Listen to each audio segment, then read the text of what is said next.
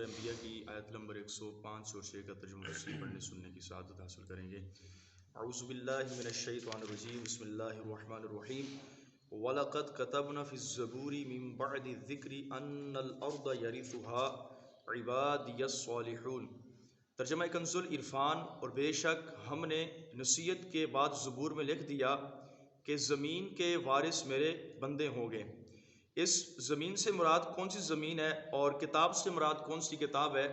تو ایک قول یہ ہے کہ اس آیت میں زبور سے وہ تمام کتابیں مراد ہیں جو انبیاء کرام علیہ السلام پر نازل ہوئیں، اور ذکر سے مراد لوح محفوظ ہے۔ تو پھر آیت مبارکہ کا معنی یہ بنے گا کہ لوح محفوظ میں لکھنے کے بعد ہم نے تمام آسمانی کتابوں میں لکھ دیا۔ اور دوسرا قول یہ ہے کہ زبور سے مراد وہ آسمانی کتاب ہے جو سیدنا داؤد علیہ السلام پر نازل ہوئی۔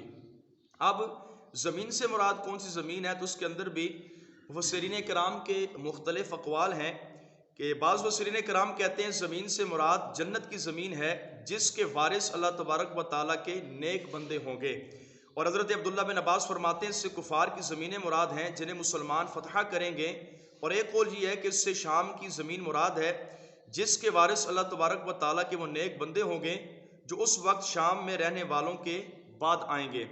ان فی ھذا لبلاغا لقوم عابدین، بے شک اس قرآن میں عبادت کرنے والوں کے لیے کافی سامان ہے، یعنی قرآن کریم مومنین عبادت گزاروں کے لیے ہدایت اور رہبری کے لیے کافی ہے، بشرط یہ کہ اسے صاحب قرآن کی تعلیم و تفہیم کے ماتحت سمجھا جائے۔ تو اگر اپنے طور پر کوئی قرآن کریم کو مفسرین کرام کی تفسیر کو چھوڑ کر سمجھنا چاہے گا تو وہ گمراہی کے راستے میں گر جائے گا۔ تو فرمایا قرآن کریم اسی ہی کے لیے ہدایت ہے جو نبی پاک علیہ السلام کی تعلیم و تفہیم کے ماتحت قرآن کو سمجھے، محض عقل سے قرآن کریم کو جو سمجھے اور جو اپنے طور پر اس کی پیروی کرے گا تو وہ قرآن کریم فرقان مجید کی ہدایت کو کما حقو نہیں پہنچ پائے گا۔ تو اور اس آیت کریمہ کے اندر ارشاد فرمایا کہ بے شک اس قرآن میں عبادت کرنے والوں کے لیے کافی سامان ہے۔ تو عبادت سے مراد کون سی عبادت ہے؟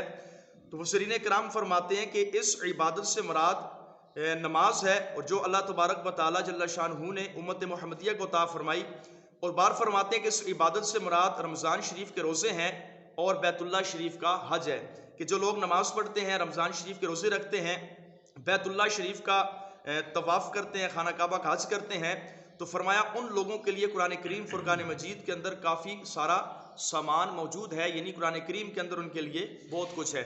اللہ رب العالمین جل شانہ کی بارگاہ میں دعا ہے جو کچھ ہم نے پڑھا سنا اس پر عمل کرنے کی توفیق نصیب فرمائے، آمین بجاہ النبی الکریم صلی اللہ علیہ وسلم۔